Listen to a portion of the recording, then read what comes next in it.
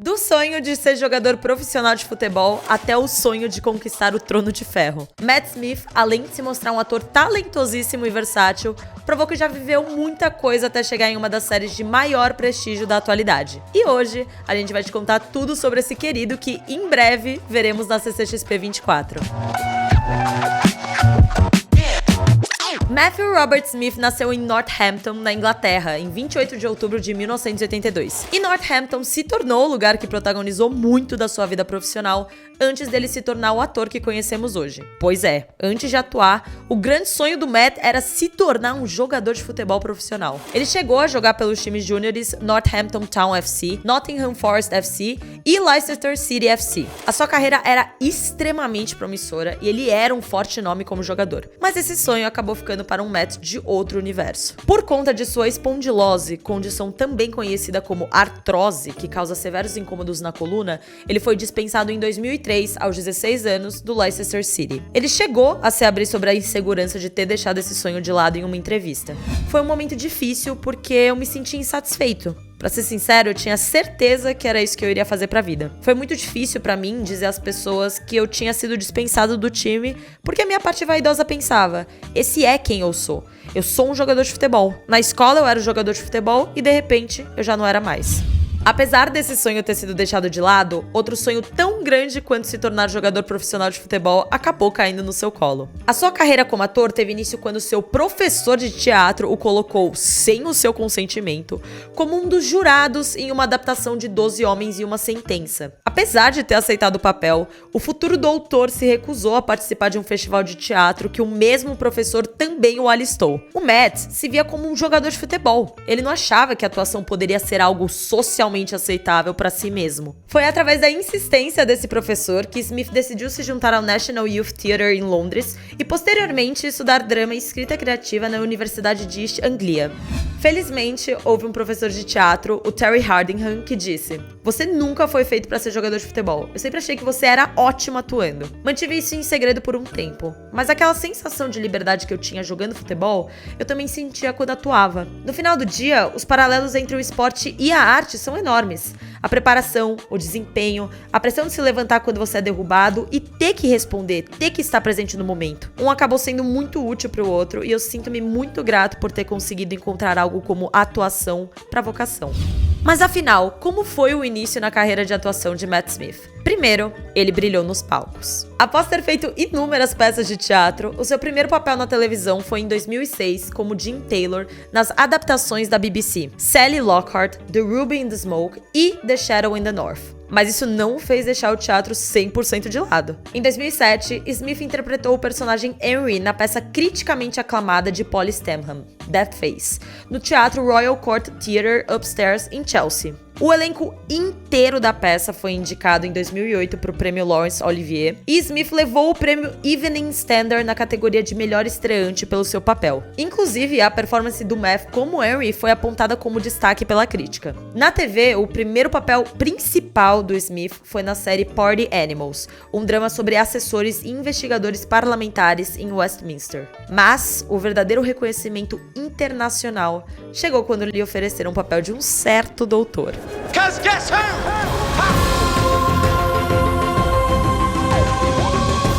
Em 2009, foi anunciado que Matt Smith teria o difícil papel de substituir David Tennant, tornando-se a 11ª encarnação do Senhor do Tempo. Matt Smith, aos seus 26 anos, era um ator relativamente desconhecido na época e participou primeiramente de um casting para se tornar Watson da série Sherlock, criada por Steven Moffat e Mark Gatiss. Segundo Moffat, o Matt era muito excêntrico, característica que se estenderia para o novo doutor, para o papel de Watson, mas que ele teria sido um ótimo Sherlock se já não tivesse encontrado o Benedict Cumberbatch. Mas voltando para Doctor Who. Ao contrário de Tennant, o Matt Smith não era um fã da série, afinal ele nasceu quando a série estava prestes a ser cancelada. O Smith não conhecia, portanto, a série clássica e apenas assistiu alguns episódios quando foi escalado para o papel. O 11º Doutor apresenta uma personalidade mais excêntrica. O seu nascimento ocorreu a partir da fase mais sombria da vida do 10º Doutor e a regeneração acabou por reviver o espírito do personagem, que beirava a depressão. expressão. Ele manteve alguns aspectos da sua personalidade anterior em uma mescla de animação, curiosidade e solidão. Muitas vezes, o vemos optar por viajar sozinho por alguns períodos, embora com certa relutância e, em geral, pensando no bem-estar de seus companheiros. O Matt acabou tendo bastante poder de fala na construção do personagem, inclusive no seu figurino icônico. A gravata borboleta tão marcante do personagem foi introduzida por insistência do próprio, e ele ficou com o casaco de tweed. Inclusive, já foi visto usando o lookinho por aí mais de uma vez. O doutor está animado e fascinado pelas menores coisas. Por tudo, por cada coisa. Isso é o que há de maravilhoso nele como personagem. É por isso que as crianças gostam dele, eu acho. Porque ele não gosta de rejeitar qualquer coisa. Ele não é cínico. Ele está aberto a todas as facetas do universo, disse ele sobre o seu personagem em uma entrevista. Matt Smith se tornou o ator mais jovem a interpretar o Doutor nos 50 anos da série. A BBC foi cautelosa ao escolhê-lo, pois acreditava que alguém de 26 anos não conseguiria interpretar o personagem adequadamente. Mas o aceitaram porque acreditavam que Smith havia provado sua qualidade de atuação na série Party Animals. Alguns fãs da série acharam que Smith era inexperiente e muito jovem para o personagem, enquanto outros o apoiaram citando sua habilidade de atuação. Independente da divisão de opiniões, ele foi indicado na categoria Melhor Performance Dramática do National Television Awards, se tornando o primeiro ator no papel a receber uma indicação ao British Academy Television Award de Melhor Ator. Em 1º de junho de 2013, a BBC anunciou que Smith deixaria Doctor Who no final do especial de Natal do mesmo ano, e ele foi sucedido por Peter Capaldi. Refletindo sobre sua decisão de sair em uma entrevista de 2016, ele lamentou não ter ficado mais tempo, afirmando que queria trabalhar muito mais com a co-estrela Jenna Coleman. Apesar de ter deixado uma série e um personagem tão aclamado, a carreira de Smith continuava em alta. Ele não deixou o teatro 100% de lado. Tanto é que de 2013 a 2014, ele interpretou Patrick Bateman na adaptação musical de American Psycho no Almeida Theatre de Londres. Sim, um musical do psicopata americano, sendo que ele não tinha experiência prévia com canto. Mesmo assim, tirou de letra. Após 2013, o Matt fez alguns papéis interessantes, alguns bons, outros nem tanto. Ele foi escalado para a estreia na direção de Ryan Gosling no filme Rio Perdido, lançado em 2014. Depois, ele teve um papel coadjuvante como a personificação da Skynet em O Exterminador do Futuro, Gênesis, de 2015. Ele deveria ter mais tempo de tela no 6º e 7º filmes da série, mas esses filmes propostos foram cancelados após o fracasso comercial e crítico de Gênesis. Em 20 de novembro de 2014, foi anunciado que Smith estrelaria o filme de ação e suspense Paciente Zero, que recebeu inúmeras críticas negativas, lançado anos depois. Mas, finalmente, chegou o momento dos humilhados, que foram exaltados, que foram humilhados de novo, serem exaltados novamente. Em junho de 2015, Smith foi escalado como Príncipe Philip no drama real da Netflix The Crown. Ele desempenhou o papel nas 2 primeiras temporadas da série e a performance foi super aclamada, resultando em uma indicação ao Emmy de melhor ator coadjuvante em série dramática em 2018. Ele era um dos favoritos, mas acabou perdendo para o Peter Dinklage, que interpretou Tyrion Lannister em Game of Thrones. E falando em Game of Thrones, mal sabia ele que o universo da série da HBO se tornaria sua casa em um futuro nada distante.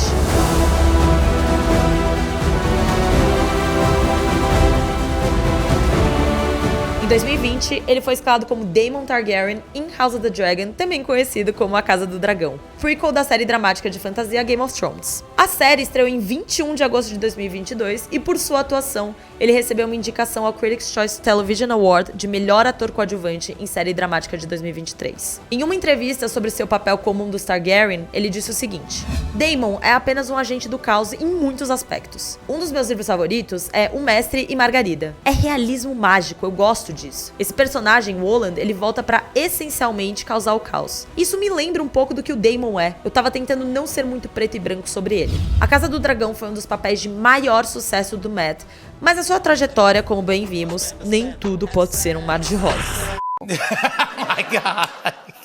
You gotta watch your mouth on this show. Sorry, Oh my I know. God.